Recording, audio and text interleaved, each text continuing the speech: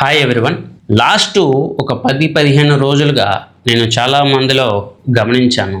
చాలా యూట్యూబ్ ఛానల్స్ని గమనిస్తూ ఉన్నాను. వాళ్ళందరూ చెప్పే ప్రొపగండా స్టోరీ ఒకటే. యుఎస్ఏకి కొత్తగా ఫెడ్ చైర్మన్ కెవిన్ వార్స్ వస్తారు. కెవిన్ వార్స్ రాగానే ఫెడ్ ఇంట్రెస్ట్ రేట్లు తగ్గించేస్తాడు. ఫెడ్ ఇంట్రెస్ట్ రేట్లు తగ్గించేస్తే వెంటనే గోల్డ్ పెరిగిపోతుంది.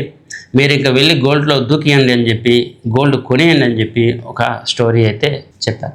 మేబీ చాట్ జీపీటీ చెప్పిందో ఎక్కడో ఏదో ఒక వెబ్సైట్లో ఆర్టికల్ చూసి వచ్చి చెప్పారో నాకైతే తెలియదు, కానీ నేను దీన్ని కొంతవరకే నమ్మాను.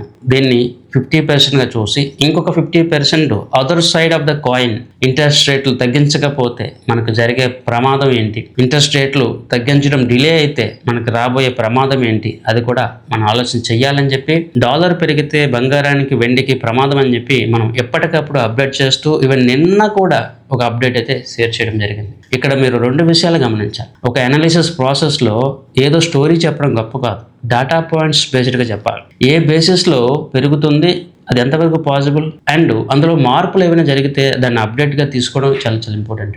మరో ముఖ్యమైనది, అడ్వైజరీ సర్వీసెస్, అనాలిసిస్ సర్వీసెస్లో ఉన్న వాళ్ళకి ఎప్పటికప్పుడు మార్కెట్ సంబంధించి మన అప్డేట్స్ ఇవ్వడం జరుగుతుంది. అండ్ చేంజెస్ ఏమైనా జరిగితే వాళ్ళకి ఎలర్ట్ చేయడం జరుగుతుంది.